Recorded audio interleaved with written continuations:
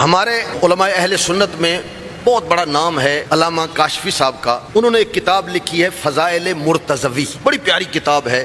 انہوں نے امیر المؤمنین کے فضائل اور امیر المؤمنین کے مختلف واقعات اس کتاب میں درج کیے ہیں. اس میں ایک بڑا خوبصورت واقعہ لکھتے ہیں کہ سرور کائنات قرآن مجید میں بھی بہت جگہ پہ اشارہ ہے کہ بہت زیادہ خواہش کرتے تھے یہ بھی مسلمان ہو جائیں, یہ بھی مسلمان ہو جائیں, یہ علاقہ بھی مسلمان ہو جائے. لفظ حریص استعمال کیا اللہ تبارک و تعالی نے. وقت نہیں ہے, میں دوسری طرف نہیں جا سکتا. تو بہت زیادہ خواہش رکھتے تھے. تو ان خواہشات میں ایک خواہش تھی یمن کے لوگ مومن بن جائیں. تو حضرت نے فرمایا جی میرا دل چاہتا ہے کوئی آپ میں سے اٹھے اور یمن میں کوئی گھر نہ چھوڑے, ہر گھر میں اسلام پہنچا کے آ جائے. کوئی ایسا کام کرنے کے لیے اگر کوئی آمادہ ہو جائے, تیار ہو جائے. ڈھیر سارے بندے بیٹھے ہوئے تھے, ڈھیر سارا لمبا چوڑا خطبہ. علامہ کاشفی لکھتے ہیں کہ اصحاب کافی زیادہ بیٹھے ہوئے تھے. ایک دفعہ دہرایا, دوسری دفعہ دہرایا. تو جب دوسری دفعہ کہا تو ایک نوجوان جو ہے صحابی رسول جناب سمسام ان کا نام تھا, تو وہ کھڑے ہو گئے اور انہوں نے کہا یا رسول اللہ یہ خدمت میں انجام دینے کے لیے تیار ہوں, میں یہ خدمت انجام دینے کے لیے تیار ہوں. میں جاتا ہوں, یمن کا کوئی گھر نہیں بچے گا, نہ صرف وہ مسلمان بنیں گے, وہ پکے مومن بن جائیں گے. میں یہ کام کرتا ہوں, لیکن یا رسول اللہ میں چاہتا ہوں کہ آپ مجھے اس کا کوئی اجر دیں. اس کے لیے مجھے کیا دیں گے؟ میں یہ جو کام مصلحت تھی, میں بھی مصلحتیں ساری کھل جائیں گی بات ختم ہونے تک, آپ مجھے اس کے لیے کیا دیں گے؟ حضرت مسکرائے, کہا جو تو کہے گا تجھے دیں گے. اتنا بڑا تو کام کرنے لگنے جا رہا ہے کہ پورے یمن کو تو مسلمان بنانے جا رہا ہے, تو جو تو کہے گا تجھے دیں گے, ہم پرابلم نہیں ہے.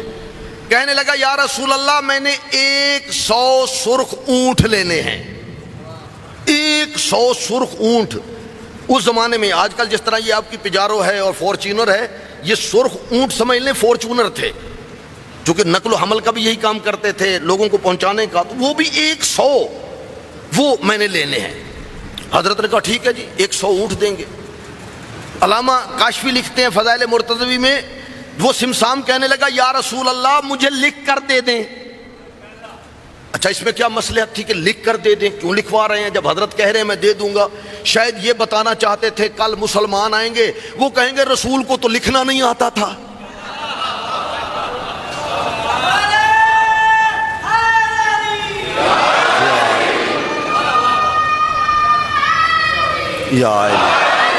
تو لکھا, لکھنے کے بعد کہا امضا کر دیں, سائن کر دیں. سرور کائنات نے اپنے سائن کیے, وہ اپنے کام پہ شروع ہو گیا, جا کے چلا گیا یمن, اور ماشاءاللہ الا ماشاءاللہ جتنی اس نے زحمت کی اپنا کام مکمل کرنے کے بعد وہی رکا ہاتھ میں لیا ہوا مدینے آ گیا.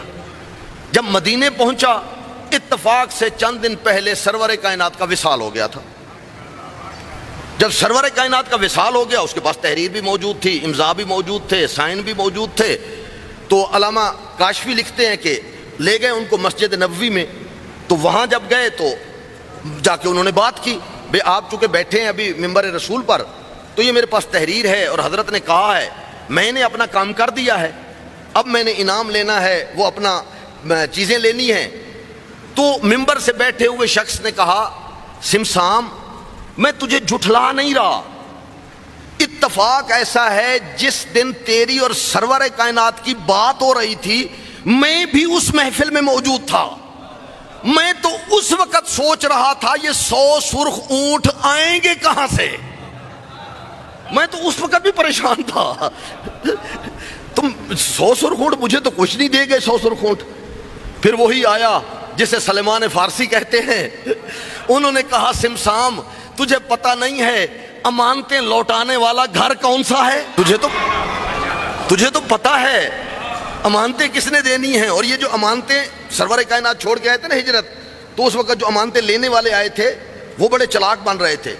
جس نے 500 رکھوایا تھا کہتا میرا 1000 ہے, جس نے اتنا سامان رکھوایا تھا 3 گنا زیادہ بتانے لگا. تو حضرت امیر المومنین مسکرائے کا پریشان ہونے کی ضرورت نہیں ہے, ہر کسی کو سامان ملے گا.